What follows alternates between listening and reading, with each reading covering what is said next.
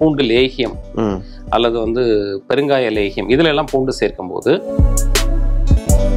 மருத்துவ குணம்னு பார்க்கும்போது நாட்டு பூண்டுல தான் கொஞ்சம் மருத்துவ குணம் அதிகம். அப்படி நம்ம வந்து ஆண்மைன்னு நம்ம சொல்றதுல நிறைய பின்னணிகள் இருக்குதோ, இரகுலர் பீரியட்ஸ் அப்படிங்கிற ஒரு வார்த்தைக்கு பின்னாடி ஸ்கின் அலர்ஜி இருக்கிறவங்களும் சாப்பிடலாம். Allergic skin disease, psoriasis, eczema, இதுக்கு என்ன மருந்து எடுத்துக்கிட்டாலும் ஆண்களுக்கு அந்த பூண்டு சாப்பிட்றதுனால இந்த செக்ஷுவல் ரிலேஷன்ஷிப்ல இருக்கக்கூடிய அந்த விஷயங்கள் இம்ப்ரூவ்மெண்ட் ஆகும் அப்படின்லாம் சொல்றாங்க. அது உண்மையா? வணக்கம் டாக்டர். வணக்கம் டாக்டர். 3 வாரமா உங்க வீடியோ போடல, ஏன்னா நீங்க பிஸி ஆயிட்டீங்க, உங்களை பிடிக்க முடியல. எப்படி இருக்கீங்க? நல்லா இருக்கிறேன். நீங்களாம் எப்படி இருக்கீங்க? நல்லா இருக்கேன் டாக்டர். ரொம்ப சந்தோஷம். டாக்டர், இந்த எபிசோட்ல நம்ம பூண்டை பத்தி தான் நம்ம பேச போறோம். பூண்டுங்கிறது நல்லதுன்னு எல்லாருக்குமே தெரியும். சரி. இப்போ ரீசெண்டா நான் கொடைக்கானலுக்கு போயிருந்தேன். அங்க பூம்பாறை இப்போ பயங்கரமா ஃபேமஸ் ஆயிட்டு இருக்கிற ஒரு ஏரியா. சரி. ஸோ அங்க ஒரு முருகன் கோயில் முன்னாடி ஒரு பாட்டி வந்து பூண்டு வச்சுட்டு வித்துட்டு இருந்தாங்க. அந்த முருகன் கோயில் போயிருந்தீங்களா? போயிருந்தேன். பழனிமலை முருகனுக்கு முன்னாடியே பூம்பாறையில நவபாஷண சிலையை போக வச்சதா ஒரு ஐதீகம். அது உண்மையான்னு தெரியல, சொன்னாங்க. அங்கேயும் எழுதி போட்டிருக்காங்க. ஸோ அந்த பாட்டி வச்சிருந்த பூண்டு பார்த்தீங்கன்னா பல வகையான பூண்டு. நான் அந்த பூண்டுகளை நான் பார்த்ததே கிடையாது. ஸோ இங்கே ஒரு நாட்டு பூண்டு, மலை பூண்டு, அதை மட்டும் தான் நான் பார்த்துருக்கேன். ஸோ அங்கே அந்த பூண்டோட தோல் பார்த்தீங்கன்னா பிங்க் கலர்ல இருந்துச்சு. ஒரு பல் பூண்டு, சின்ன வெங்காயம் மாதிரியே பூண்டுகள் இருந்துச்சு. இப்படி அதோட விலையும் வந்து அவங்க 600 800 வரைக்கும் சொல்லிட்டு இருந்தாங்க. இப்படி பூண்டுகள்ல ஏன் பல வகை? இது எல்லா பூண்டும் ஒரே குணத்தை தான் கொண்டு இருக்கா? கிட்டத்தட்ட அதாவது பூண்டில் வந்து வெரைட்டிஸ் வேற இருக்குது. அதனுடைய பொட்டானிக்கல் நேம் எடுத்துட்டோம்னா அல்லியம் சாட்டிவம்னு பேரு. அது பூண்டு குடும்பம், அதாவது அது தனி ஒரு குடும்பம். அதுல சின்ன சின்ன வேறுபாடுகளோட நிறைய பூண்டுகள் வெரைட்டிகள் வருது. இது எல்லாமே கிட்டத்தட்ட ஓரளவுக்கு ஒரு மாதிரியான ஒரு அதாவது நம்ம வீட்டுல சமையலுக்கு பயன்படுத்தக்கூடிய உணவுகள் அப்படிங்கிறதுல பார்க்கும்போது பெரிய வேறுபாடுகள் இருக்காது. ஆனா மருந்துக்குன்னு நம்ம பயன்படுத்தும் போது, அதாவது பூண்டு லேகியம் அல்லது வந்து பெருங்காய லேகியம் இதுல எல்லாம் பூண்டு சேர்க்கும் போது நம்ம நாட்டுப்பூண்டுன்னு சொல்லக்கூடிய நம்ம ஊர்ல விளையக்கூடிய, அதாவது நிலப்பகுதியில விளையக்கூடிய பூண்டு, அது சின்னதா இருக்கும். அது ஒரு குண்டா இருக்கும். அதுல ஒரு பல்லும் குட்டி குட்டியா இருக்கும். ஸோ இந்த மாதிரி பூண்டு தான் மருத்துவத்திற்கு சிறந்தது அப்படிங்கிறது. அதுதான் நீங்க சொல்ற மாதிரி பிங்க்கு, மலைப்பூண்டு, ஒரு பூண்டு, அதாவது ஒத்தப்பல் பூண்டு அப்படிங்கிறதெல்லாம் வந்து மருத்துவ குணங்கள் உண்டு. ஆனா மருந்துக்கு நாங்க பயன்படுத்துறது அப்படின்னு சித்தர்கள் சொன்னது, பதார்த்த குண சிந்தாமணியில சொன்னதுங்கிறது வந்து சிறு நாட்டுப்பூண்டு அல்லது சிறு பூண்டுன்னு சொல்லக்கூடியதுதான். இப்போ அந்த மருத்துவத்துக்கு பயன்படுத்தக்கூடிய பூண்டை நம்ம சமையலுக்கு பயன்படுத்தலாமா? ஆமா, பண்ணலாம். இப்ப நீங்க சொல்ற எல்லாத்தையுமே சமையல் பயன்படுத்தலாம். ஓகே, ஆமா, கண்டிப்பாக பயன்படுத்திக்கலாம்.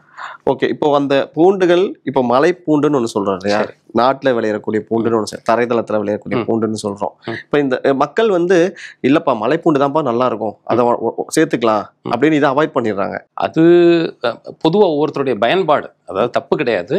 ஆனா மருத்துவ குணம்னு பார்க்கும்போது நாட்டு பூண்டுல தான் கொஞ்சம் மருத்துவ குணம் அதிகம், மலை பூண்டுல கொஞ்சம் குறைவு. இப்போ இதில் இடத்துல இன்னொன்று சொல்லணும் அப்படின்னாச்சுன்னா, இப்போ மழை சமயத்தில் ஒரு மூலிகை நல்லா இருக்குமா, வெயில் சமயத்தில் நல்லா இருக்குமா? மழை நிறைய பெஞ்சிட்டு இருக்கும்போது மூலிகை செடிகள் அல்லது தாவரங்கள்லாம் நல்ல செழிப்பாக இருக்குமா, வெயில் நேரத்தில் செழிப்பாக இருக்கும்? மழை நேரங்கள்ல தான் சந்தோஷமா இருக்கும், செழிப்பாக இருக்கும். ஆமாம், நாமெல்லாம் நினச்சிட்டு இருப்போம் மருத்துவ குணம் வந்து மழை சமயத்தில் எடுக்கக்கூடிய மூலிகைகளில் அதிக மருத்துவ குணம் இருக்கணும். எல்லா மூலிகைக்கும் அப்படி கிடையாது. வெயில் நேரத்தில் இருக்கும்போது அதனுடைய ஆக்டிவ் பிரின்சிபல்ஸ் வந்து கான்சென்ட்ரேட்டடாக இருக்கும். அதே மாதிரி பூண்டும் அப்படிங்கும்போது அந்த பெருசா இருந்தா நல்ல குணம் அப்படிங்கிற மாதிரி இல்லாம நிலத்துல உள்ளதுல தான் வந்து கான்சென்ட்ரேட்டடா அதனுடைய மருத்துவ குணம் அதிகமாக இருக்கிறது நிலப்பூண்டுல தான், மலைப்பூண்டுல கிடையாது. இப்போ பூண்டு வந்து அந்த பூண்டு சாப்பிட்றதுல இருக்கக்கூடிய மருத்துவ குணங்கள் நிறையா. ஸோ அதுல குறிப்பா ஆண்களுக்கு அந்த பூண்டு சாப்பிட்றதுனால இந்த செக்ஷுவல் ரிலேஷன்ஷிப்ல இருக்கக்கூடிய அந்த விஷயங்கள் இம்ப்ரூவ்மெண்ட் ஆகும் அப்படின்லாம் சொல்றாங்க. அது உண்மையா? உண்மைதான். ஆண்மை பெருக்கி அப்படின்னு சொல்லக்கூடிய சில மூலிகைகள் இருக்குது, சில விதமான வீட்டுல பயன்படுத்தக்கூடிய பொருட்கள் இருக்குது. அதுல வந்து பூண்டு, சின்ன வெங்காயம், வெந்தயம், அப்புறம் வந்து சில விதைகள், இதுல எல்லாம் வந்து ஆண்மை பெருக்கக்கூடிய தன்மை இருக்குது. இப்போ மற்ற பொருட்களுக்கும் பூண்டுக்கும் என்ன வித்தியாசம் அப்படின்னாச்சுன்னா, எப்போதுமே இரத்த ஓட்டம் எல்லா உறுப்புகளுக்கும் சீராக இருந்தது அப்படின்னாச்சுன்னா அந்த ஒரு ஆண்மை தன்மை அப்படிங்கிறது வந்து நல்லா பாதுகாக்கப்படும். இப்போ பூண்டே வந்து ரத்த ஓட்டத்தையும், அதாவது ஒரு குறிப்பிட்ட உறுப்புக்கு ரத்த ஓட்டத்தை கூட்டுறதும் பூண்டு தான். ரத்த ஓட்டத்தை கூட்டுறதோட மாத்திரம் இல்லாம அதுல இருக்கக்கூடிய அத்தனை ஃபைட்டோ நியூட்ரியன்ஸ் அது அவ்வளவு நல்லது எல்லா உறுப்புகளுக்கும். அது ஒரு 2வது நன்மை. 3வது வந்து பார்த்தீங்கன்னா எல்லா செல்ஸையும் ரீஜுவனேட் பண்ணக்கூடிய தன்மைகள் உண்டு. கல்லீரலை அது புதுப்பிக்கும், சிறுநீரகத்தை புதுப்பிக்கும், அதே மாதிரி இனப்பெருக்க உறுப்பு மண்டலத்தில் உள்ள அடிப்படை திசுக்களை புதுப்பிக்கக்கூடிய ஆற்றல் வந்து பூண்டுக்கு உண்டு. அப்போ அந்த பூண்டுக்கு இப்போ மாடர்ன்ல ஒரு மருந்துன்னு எடுத்துட்டீங்கன்னா, இப்போ ஒரு உதாரணத்துக்கு பேராசிட்டமால் எடுத்துட்டீங்கன்னா அது காய்ச்சலை குறைக்கும், அமாக்சிசிலின் எடுத்தாச்சுன்னா சளியை குறைக்கும், செட்ரிசின் ஒரு மாத்திரை போட்டாச்சுன்னா இருமல் சளியை வந்து வெளியேற்றும் அப்படிங்கிற மாதிரி ஒரு வேற வேற 3 விதமான மருந்துகள் கொடுக்குற மாதிரி இப்போ ஆண்மை பெருக்கிறதுன்னு ஒரு வார்த்தை நீங்க சொல்லிட்டாலும் கூட அதுல வந்து ஸ்பெர்மடோஜெனசிஸ், அதாவது புதிய விந்தணுக்களை உற்பத்தி பண்ணக்கூடிய திறன், அதுக்கப்புறம் வந்து எரக்டைல் டிஸ்ஃபங்க்ஷன், அதாவது ஆண்மைத்தன்மை, அதாவது விரைப்புத்தன்மை கூடுதலாகக்கூடிய ஒரு தன்மை, அதுக்கப்புறம் வந்து அந்த செல்களை வந்து அன்றாடம் புதுப்பித்து கொண்டே இருக்கக்கூடிய ஒரு நிலை. இதுக்கு பின்னணியாக இருக்கக்கூடிய ஹார்மோன்ஸ், தைராய்டுல இருந்து ஆரம்பிச்சு, பிட்யூட்டரி தைராய்டுல இருந்து ஆரம்பிச்சு HPA ஆக்சிஸ்ன்னு சொல்லுவாங்க, ஹைப்போதலாமஸ் பிட்யூட்டரி அட்ரினல் ஆக்சிஸ்ன்னு சொல்லுவாங்க. இந்த மாதிரியான இதுக்கு பின்னணியாக இருக்கக்கூடிய அத்தனை ஹார்மோன்கள்லையும் இதை சீர்படுத்தக்கூடிய தன்மை. இப்போ இந்த ஹார்மோனை கூட்டும் குறைக்கும்னு கிடையாது. இந்த பூண்டு போய் என்ன பண்ணுது அப்படின்னாச்சுன்னா ஹார்மோன்களுடைய இம்பேலன்ஸை சரிப்படுத்துறதுக்கு இந்த பூண்டில் இருக்கக்கூடிய அடிப்படை ஃபைட்டோ நியூட்ரியன்ஸ் யூஸ்ஃபுல்லாக இருக்கு. ஆனால் நிச்சயமாக ஆண்களுக்கு இது ஒரு மிகச்சிறந்த ஒரு உணவு மருந்துன்னு சொல்லணும். சூப்பர். இது ஆனால் நம்ம வந்து முறைப்படி சாப்பிடணும். நெய்யில் வதக்கியோ அல்லது வந்து சட்னி மாதிரி கருவேப்பிலை கொத்தமல்லி சட்னி மாதிரி செய்தோ, பூண்டு குழம்பு மாதிரி பண்ணுவாங்க, நல்லெண்ணெயில் வதக்கி பூண்டு குழம்பு, அது மாதிரியோ செய்து சாப்பிட்டா தான் இதனுடைய பலன்கள் கிடைக்குங்க. Super doctor. இப்போ தைராய்டுன்னு நீங்க ஒரு வார்த்தை சொன்னீங்க. இப்போ ஆண்களுக்கும் தைராய்டு இருக்கு, பெண்களுக்கு அதிக அளவில் இருக்கிறத நம்ம பார்க்குறோம். அதே மாதிரி அந்த இர்ரெகுலர் பீரியட்ஸ் அப்படிங்கிறது வந்து பெண்கள் ரொம்ப பாதிக்கப்படுறாங்க. ஸோ அதை வந்து குணப்படுத்துற தன்மை பூண்டுக்கு இருக்கு அப்படின்னு சொல்லப்படுது. இருக்கு. எப்படின்னா பூண்டுக்கு வந்து நீங்க அந்த ஒரு இர்ரெகுலர் மென்ஸ்ட்ரல் பீரியட் அப்படிங்கிறதுக்கும் தைராய்டை இர்ரெகுலர் பீரியட்ஸ் ஐயா கனெக்ட் பண்ணனா அந்த தைராய்டு பிரச்சனைனாலதான் இதுவும் நடக்குதுங்கிற மாதிரி சொல்றாங்க. இர்ரெகுலர் பீரியட்ஸ்னு நமக்கு ஒரு வார்த்தை, எப்படி நம்ம வந்து ஆண்மைன்னு நம்ம சொல்றதுல நிறைய பின்னணிகள் இருக்குதோ, இர்ரெகுலர் பீரியட்ஸ் அப்படிங்கிற ஒரு வார்த்தைக்கு பின்னாடி ஹார்மோன்கள் இருக்குது. அனாட்டமிக்கலா அதுல ஏதாவது கர்ப்பப்பையில சினைப்பையில இருக்கக்கூடிய மாறுபாடுகள் இருக்குது, ஸ்ட்ரெஸ் மன அழுத்தம் இருக்குது, அவர்களுடைய எத்தனை மணிக்கு தூங்கி எந்திரிக்கிறாங்க, அவருடைய லைஃப் ஸ்டைல் இருக்குது, சில சமயம் ராத்திரி ரொம்ப லேட்டா தூங்கிட்டு காலையில லேட்டா எந்திரிப்பாங்க. இத்தனை விஷயங்களுமே அந்த இர்ரெகுலர் பீரியட்ஸ்ல இருக்குது.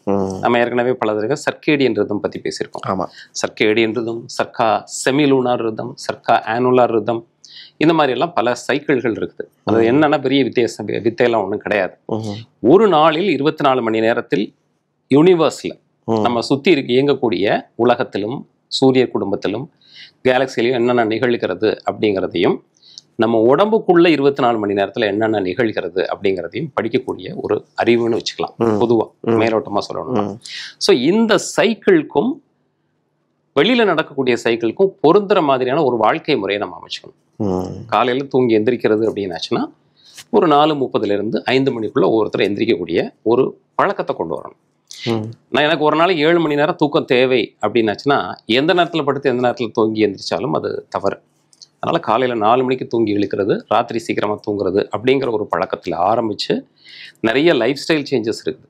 ஆயில் பாத்து எடுக்கிறது, எண்ணெய் குளியல் வாரத்துக்கு ஒரு தடவை செய்யறது, ஊட்டமான உணவுகள் சாப்பிட்றது, சீசனுக்கு தகுந்த மாதிரியான உணவு மாற்றங்களை பண்றதுன்னு நிறைய பின்னணிகள் இருக்கு. பொதுவாக சுழற்சி குறைபாடு, அதாவது சைக்கிள்ஸ், இர்ரெகுலர் பீரியட் அப்படின்ற ஒரு வார்த்தை வந்தாலும் அதுக்கு பின்னணியில நிறைய விஷயங்கள் இருக்கு. இதுல பெரும்பாலான விஷயங்களை பூண்டு சரிப்படுத்தக்கூடியதாக அமைகிறது.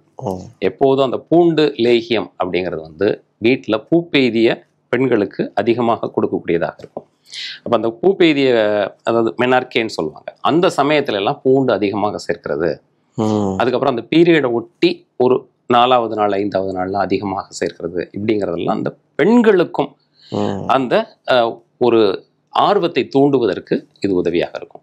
அதில் ஆரம்பித்து ஹார்மோனல் இம்பேலன்ஸை சரிப்படுத்துறது, கர்ப்பப்பையினுடைய பூஞ்சதைகள்னு சொல்லுவாங்க, அதாவது அதனுடைய டிஷ்யூஸ், அதெல்லாம் பலப்படுத்துறதுக்கு, அதுக்கு போதுமான ரத்த ஓட்டத்தை கொடுக்கறதுக்கு, இந்த சுழற்சி ஏற்படுத்துவதற்கு பின்னணியாக இருக்கக்கூடிய ஹார்மோன்களுக்கு போதுமான ரத்த ஓட்டத்தை கொடுக்கறதுங்கிற அளவுக்கு இதில் இருக்குது. நிறைய ஸ்டடீஸ் சப்போர்ட்டிவாக இருக்குது இதுக்கு, இந்த பூண்டு பயன்படுத்துறதுல. அதை முறைப்படி பயன்படுத்துறது அப்படிங்கிறது நல்லது. வெறுமன பெண்கள் அதை சாப்பிடணும்னா பூண்டை வேக வச்சு, இட்லி தட்டுல சாதாரண தண்ணியில வேக வைக்கலாம், அல்லது இன்னும் கொஞ்சம் வாய்ப்பு இருக்கிறவங்க பசும் பால்ல இந்த பூண்டை வேக வச்சு, ரொம்ப நேரம் வேக வைக்கக்கூடாது, 5 நிமிடம் வேக வச்சு அதை அப்படியே அரைச்சு அதை வந்து நெய்யில வதக்கிக்கிட்டே இருக்கணும். அதில் உள்ள எண்ணெய் சத்து போன பின்னாடி ஒரு பனை வெல்ல பாகு அதில் கலந்து போதுமான நெய் விட்டு கிளறி வச்சுட்டா போதும். இது பூண்டு லேகியம்னு வீட்லேயே சிம்பிளாக செய்கிறது. இதுதான் ஒரிஜினல் பூண்டு லேகியம் கிடையாது, மக்கள் பயன்படுத்துறதுக்கு எளிமையாக நம்ம சொல்லியிருக்கோம். அதை பதப்படுத்துறது எப்படி நம்ம பதப்படுத்தி வைக்கிறது? அதை போதுமான முறைப்படி அதை பக்குவப்படுத்தி நம்ம செஞ்சுட்டாலே அது 3 மாதத்துக்கு கெட்டு போகாமல் இருக்கும். ஃப்ரிட்ஜில் வைக்க தேவை, ஃப்ரிட்ஜில் வைக்க வேண்டியது, வெளியில் வச்சுருந்தாலே அதான் அந்த எண்ணெய் சதை முழுசும் நீங்கி நெய்ப்புத்தன்மையோடு அந்த இது இருக்கணும், அந்த பக்குவத்தில் அதை கிளறணும். அதுக்கப்புறம் அந்த பனை வெல்ல பாகு அப்படிங்கிறது தனி சட்டியில் வச்சு காய்ச்சணும். அதாவது பனை வெல்லத்தை நல்லா கரைச்சி வடிகட்டி அதை காய்ச்சி கம்பி பதம்னு சொல்லுவாங்க, மணப்பாகு பதம்னு சொல்லுவாங்க. அந்த பதம் வந்த உடனே இதில் ஊற்றணும். ஊற்றி கிளறி போதுமான அளவுக்கு நெய் ஊற்றி கிளறிக்கிட்டே இருந்தோம் அப்படின்னாச்சுன்னா அதில் உள்ள தண்ணீர் சத்து இருக்கக்கூடாது. கெட்டு போகாமல் ஒரு பொருள் இருக்கணும்னா அதில் தண்ணி சத்து இருக்கக்கூடாது. அந்த நெய்யிலையும் அந்த வெள்ளை பாகுலையும் அந்த நெய்ப்புத்தன்மையோடு இருந்துற மாதிரி அந்த பூண்டை லேகிய மாதிரி கண்டி வச்சுக்கிட்டோம்னா தாராளமாக இதை வந்து பெண்கள் பயன்படுத்தி கொள்ளலாம். நெல்லிக்காயை தேன்ல ஊற வச்சு சாப்பிட்றது ஒரு வகை அப்படின்னா, அதே மாதிரி பூண்டையும் தேன்ல ஊற வச்சு சாப்பிட்றாங்க. குறிப்பா அந்த தேன் பூண்டு ரெண்டையும் பானையில் நல்லா மிக்ஸ் பண்ணிட்டு அது நிலத்துல ஊற வச்சு பல மாதங்கள் கழித்து எடுத்து அதை பாட்டிலில் வச்சு அடைத்து வைக்கிறது எல்லாம் நம்ம பார்க்குறோம். இதெல்லாம் எந்த அளவுக்கு? இது தமிழர்களுடைய பாண்ட புதையல் முறை அப்படின்னு பேருங்க. இப்போ இதே மாதிரி நீங்க சொல்ற மாதிரி நெல்லிக்காய் பண்ணலாம், நெல்லிக்காய் சாறு எடுத்து பண்ணலாம், நீங்க சொல்ற மாதிரி பூண்டு பண்ணலாம், இஞ்சி இது மாதிரி பண்ணலாம். பாண்ட புதையல் அப்படிங்கிறதுல என்ன ஒரு விஷயம் அப்படின்னாச்சுன்னா, ரொம்ப நாள் பட கருப்பட்டி பாகுலையோ அல்லது தேன்லையோ இதை நம்ம வந்து இந்த பூண்டை போட்டு புதைச்சி வைக்கும்போது என்ன ஆகும்னா அதில் நீர்ச்சத்து இயல்பாகவே மாறி நொதித்து அது சாப்பிட்றதுக்கு பக்குவமாகி அதனுடைய தன்மைகள் பல மடங்கு பெருகி கிடைக்கிறத நம்ம பார்க்குறோம். ஆயுர்வேதாவில் பார்த்தீங்கன்னா அரிஷ்டம் ஆசவம்னு இருக்கும், சித்தா முறையில் பார்த்தீங்கன்னா பாண்ட புதையல் முறைன்னு. இது மாதிரியான ஒரு முறை தான் நீங்கள் சொல்கிறீங்க. இது பயன்படுத்தக்கூடியது தான். இதுவும் அந்த பூண்டினுடைய தன்மைகள் முழுமையாக பாதுகாக்கப்பட்டு கொடுக்கலாம். கூடுதல் தகவல் என்னன்னா, இந்த மாதிரி பாண்ட புதையல் முறையில் அந்த பூண்டை நம்ம ரெடி பண்ணி கொடுத்தோம் அப்படின்னாச்சுன்னா bronchial asthma, wheezing, running nose cold, headache, migraine இந்த மாதிரியான கண்டிஷன்ஸ்க்கு இது கொஞ்சம் ஹெல்ப்ஃபுல்லாக இருக்கும். இப்போ என்ன அப்படின்னாச்சுன்னா இந்த வீசிங் இந்த மாதிரி கண்டிஷன்ஸ் எல்லாமே பார்த்தீங்கன்னா ஏட்டோபின்னு சொல்லுவோம். அதாவது மரபு வழியாக வரக்கூடிய ஒவ்வாமை உடம்புல இருக்கிறதுனால இந்த மாதிரியான ஒரு அலர்ஜிலாம் ஈஸியாக வர்றதுக்கான காரணங்கள் உண்டு. அலர்ஜிங்கிறது வந்து இங்கே, அதாவது ரன்னிங் நோஸ் கோல்டுன்னு சைனஸ் சொல்லுவோம், சைனசைட்டிஸ். தொண்டையில் வந்து ரெக்கரண்ட் த்ரோட் இன்ஃபெக்ஷன்ஸ். அப்புறம் பிராங்கியல் ட்ரீயில் ஏற்படக்கூடிய அலர்ஜி வந்து பிராங்கியல் ஆஸ்மா மாதிரி வேறு சில கண்டிஷன்ஸ்லாம் வர்றதுக்கு வாய்ப்பு இருக்குது. இதையெல்லாம் தடுக்கிறதுக்கு இந்த பாண்ட புதையல் முறையில் செய்யக்கூடிய அந்த பூண்டு தேன் உதவியாக இருக்கும். இது ஒருவேளை செய்ய முடியலை அப்படின்னா இதெல்லாம் எப்படி செய்யறது, பக்குவப்படுத்துறதுன்னு தெரியலைன்னா அதுக்கு எளிமையான இன்னொரு வழி இருக்குது. பூண்டுலேருந்து சாறு எடுக்கிற முறைன்னு இருக்குது. அரைச்சி புளிஞ்சாச்செல்லாம் அவ்வளோ சாறு அவ்வளோ வராது. ஓகே, தமிழில் சாறு வராத மூலிகைகளில் இருந்து சாறு எடுக்கிறதுக்குன்னு ஒரு முறை இருக்குது. என்ன பண்ணணும், பூண்டு நம்ம வந்து ஒரு 50 கிராம் அல்லது 100 கிராம் வாங்கி தோல் உரித்து நல்ல மை மாதிரி அரைச்சிட்டு ஒரு 4 விரல் கடை அகலத்துக்கு நீளமான ஒரு துணி, காட்டன் துணி, காடா துணின்னு சொல்லுவாங்க, அந்த துணியில் இதை தடவிட்டு ரெடியாக ஒரு பாத்திரம், வாயகலமான பாத்திரத்தை ரெடியாக வச்சுருக்கணும். ஏதாவது ஒரு விளக்கில், நல்லெண்ணெய் விளக்குலையோ அல்லது வீட்டில் கேஸ் அடுப்பு இருக்குன்னா கேஸ் அடுப்புலையோ 2 பக்கம் கை பிடிக்கிறதுக்கு மாத்திரம் அந்த துணியில் விட்டுட்டு மற்றதுல எல்லாம் பூண்டை தடவி ஸ்ப்ரெட் பண்ணி விட்டுட்டு இப்படி லேசாக காட்டி இப்படி காட்டினோன்னா அதுலேருந்து சரசரன்னு சாறு வரும். முழு சாறு எடுக்கிறதுக்கு மறுபடியும் வாட்டி புழிஞ்சு எடுத்துறது. இதுக்கு பேர் வாட்டி பிழிதல்னு பேர். ஓகே, சாறு வரதுல வாட்டி பிழிதல்.